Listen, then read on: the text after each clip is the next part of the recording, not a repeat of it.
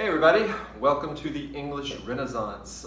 This is a wonderful type of poetry that can be a little hard to get into at first because of its artificial language, but today I wanted to talk about the 5 great subjects of English Renaissance poetry and make a few comments about sonnets in general before we start our study of them because I think it's helpful.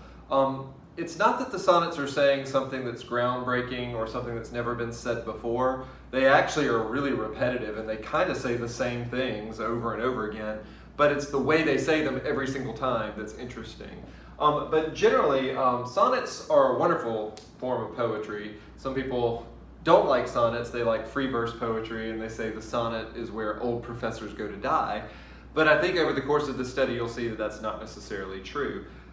But it is true that sonnets are artificial. You know, in order for us to understand and enjoy sonnets, we have to have an appreciation of artifice. We often think of artifice as the root word for artificial, so it's an ugly word, but the Elizabethans didn't feel that way. You know, they felt that artificial stuff improved upon nature in some ways. So I'm going to try to argue for you that sonnets are really, really interesting forms of poetry that are not just brainy, but also passionate. Matter of fact, I think they're the perfect balance between reason and emotion.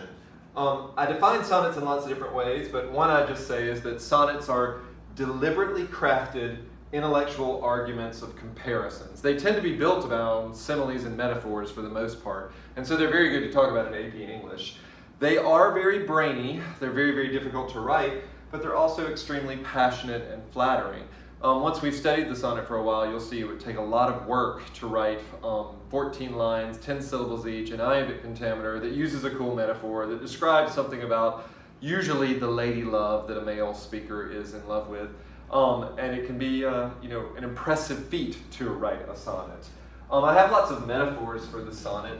I tend to think of the sonnet as a locked jewelry box. That's particularly true of Shakespeare, where we don't know if he's just posing or if he's actually talking about somebody or something that happened in his life. I often say that sonnets are like starched shirts. They're stiff on the outside, but there's a beating heart beneath them. And you do need to know that sonnets are intellectual poses.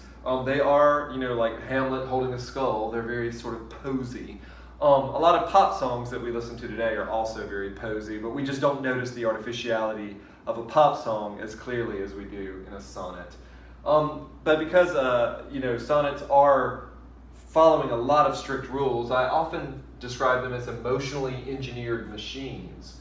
Sometimes this is my sonnet definition. I say a sonnet is a little machine built with words designed to break your heart. I mean, sometimes it's designed to give you lots of joy, but generally it's a word machine that's meant to evoke emotion out of you.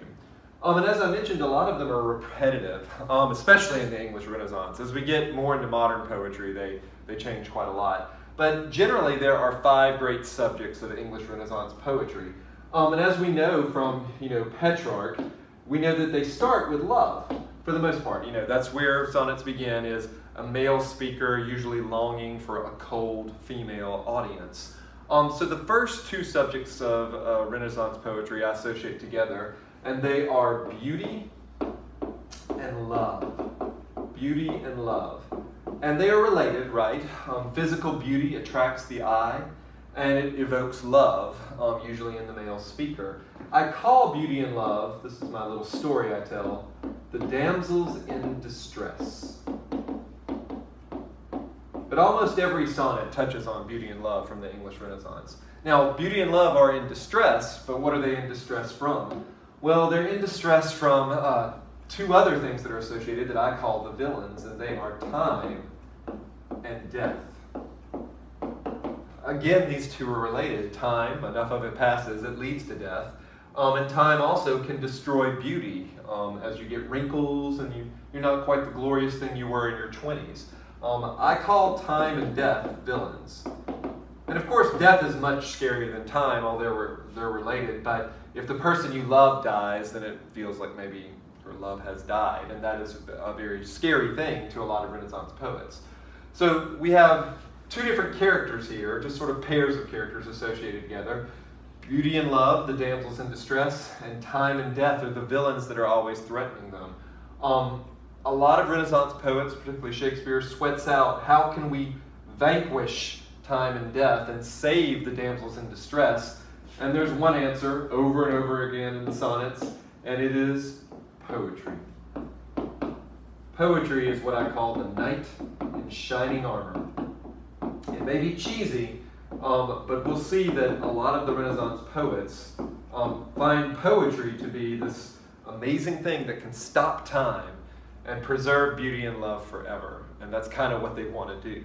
So when we read a lot of these Renaissance sonnets, it's helpful to think of these 5 sort of characters interacting in different ways, under different images, wearing different masks, and you'll understand the sonnets a lot better with those kind of just in the back of your mind.